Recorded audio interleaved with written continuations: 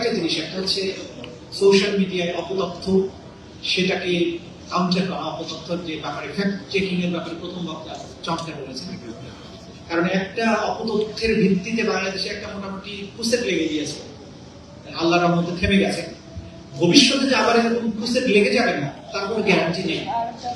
সেই জায়গায় মত প্রকাশের স্বাধীনতা থাকতেই হবে, ঠিক আছে, কিন্তু অপতথ্যগুলোর ফ্যাক্ট চেকিং এর মাধ্যমে কম্বাইন্ড একটা এফর্টের মাধ্যমে এটাকে কিভাবে কাউন্টার করা যায় সেটার ব্যাপারে একটা মেকানিজম থাকতে হবে। এবং এই ফ্যাক্ট চেকিং গুলো একটা সুসংবদ্ধ পদ্ধতিতে যদি হয় তাহলে সবচেয়ে ভালো হবে, তাহলে একের পর এক ধরনের দুর্ঘটনা ঘটতে থাকে।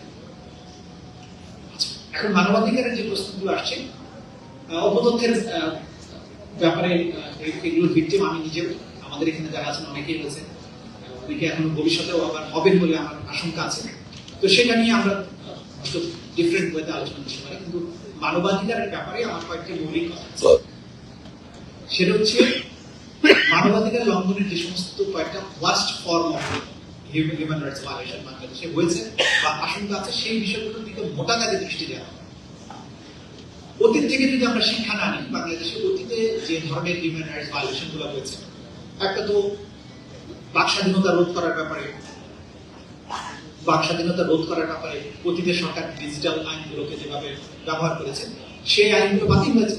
কিন্তু এখন হঠাৎ করেই, যেটা নাবিলা বললেন, যে হঠাৎ করে কিন্তু কয়েকটা কমেন্ট ফেসবুক পোস্টের জন্য সারা বাংলাদেশের অনেকগুলো মানুষকে অ্যারেস্ট করা হয়েছে। এই প্রবণতাটা কিন্তু ভালো নয়, এটা অতীতের একটা ছায়া। এই ছায়া থেকে বেরিয়ে আসতে হবে। এই ব্যাপারে যেহেতু আগের আইনগুলো বাতিল হয়েছে, সুতরাং এই আইনগুলো বাতিল হওয়া সত্ত্বেও এটাকে ভিন্ন ফর্মে গিয়ে মামলা করার মাধ্যমে আবারও সেই কণ্ঠরোধের যে সংস্কৃতি, সেটা বাংলাদেশে আর ফিরে আসতে দেওয়া উচিত হবে না। এবং সেই ব্যাপারে সরকার যেন অবশ্যই সতর্ক থাকেন এবং যথাযথ ব্যবস্থা গ্রহণ করে। এটা সরকারকে অবশ্যই সেই বিষয়ে ব্যবস্থা নিতে হবে।